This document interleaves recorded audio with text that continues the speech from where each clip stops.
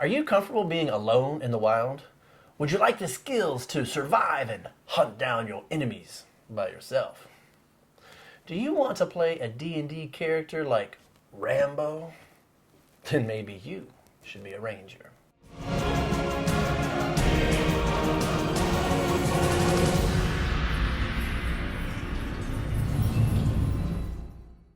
Hello, I'm DM Dunn. This video will be a beginner's overview of D&D 5th edition, Rangers. Rangers prefer the wilderness to a crowded city. They protect the outskirts of such cities and civilization by hunting these monsters that threaten them. They can slip through the wild as quiet and stealthily as the beasts that also call it home. They're able to track their targets, same as predators do. Because of their attunement with nature, they gain the ability to cast nature-based spells, similar to the way druids do. A ranger may be hired to work as a hunter or guide, even a tracker.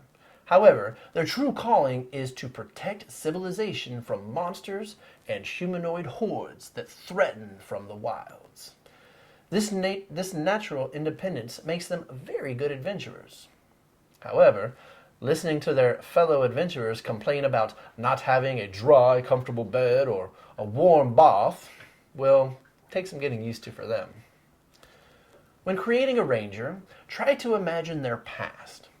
Did they follow and study an experienced ranger? Did they leave this relationship once they felt they were ready? Was their mentor killed or slain? Did you partner with a druidic circle learning the ways of nature? Are you self-taught by just surviving on your own? As a ranger, you will have a favored enemy. What is the reason this is your favorite enemy for you? Did they kill your mentor or someone that you loved, or did they destroy your home village? Also, why have you chosen to give up a life of solitude and now join an adventuring group? If you can answer some of these questions, then you will know what motivates and drives your ranger. For a standard build, it would be recommended that you make your highest ability score dexterity, followed by wisdom. And for a background, Outlander would be an easy choice. If you would like to make different choices here, then of course I recommend and encourage you to do so, because this is your character and you know them the best, and you're going to be the one that's running them for however long that you have your new character.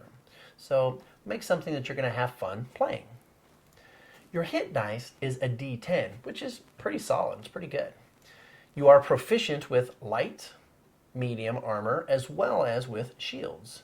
You're also proficient with simple and martial weapons. Most classes get to choose 2 skills that they are proficient in, but your ranger gets to choose 3. You get to pick these 3 between animal handling, athletics, insight, investigation, nature, perception, stealth, and survival. So pick 3 of those.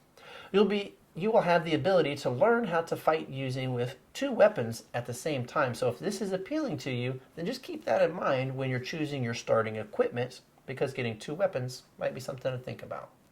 At level 1, your new ranger will already have a favored enemy.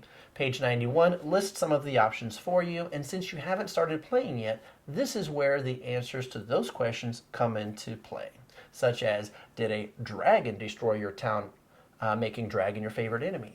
Or did a giant destroy a home in the trees that you spent years trying to build and construct? Whatever you choose, you will have advantage on trying to track them, as well as trying to recall information about them. Plus, if they speak a language, then you are now going to know that language also. Pretty good stuff. Also at level 1, you get to choose a type of terrain that you are super familiar with.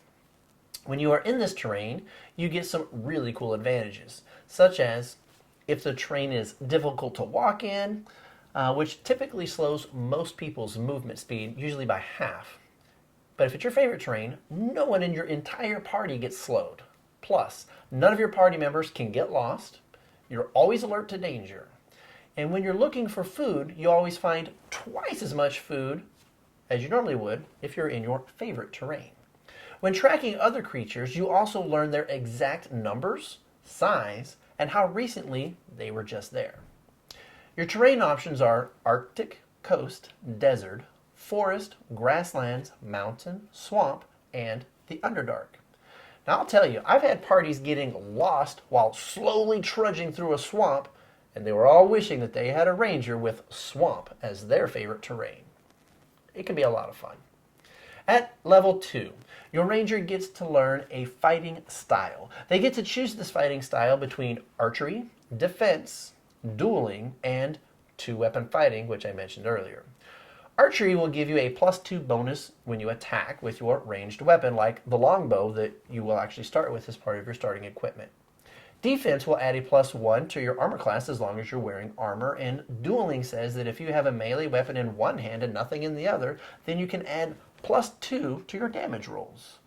Two-weapon fighting lets you fight with two weapons without the penalty that is normally applied to the second weapon. Pretty neat stuff. Also, at second level, you can start casting spells. The chart on page 90 will let you know how many spells that you know and how many spell slots that you have to use. Wisdom is used to help your spells, which is why it is a good idea to have a high number in your Wisdom ability score. Like usual, level 3 is where some more cool stuff comes into play. At level 3, you get to choose your Ranger archetype. You can either choose Hunter or Beastmaster.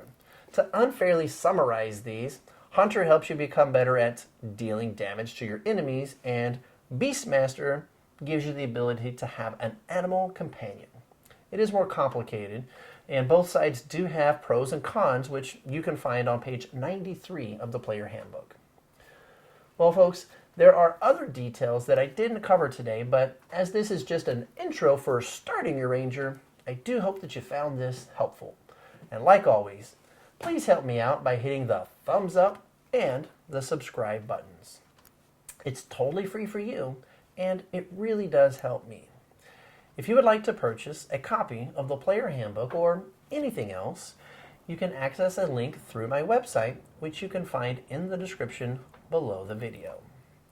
If you use my Amazon link and buy anything from Amazon, literally anything, then they do throw me a few pennies. So if you're going to buy something from Amazon anyway, then why not go ahead and click my link and then log in.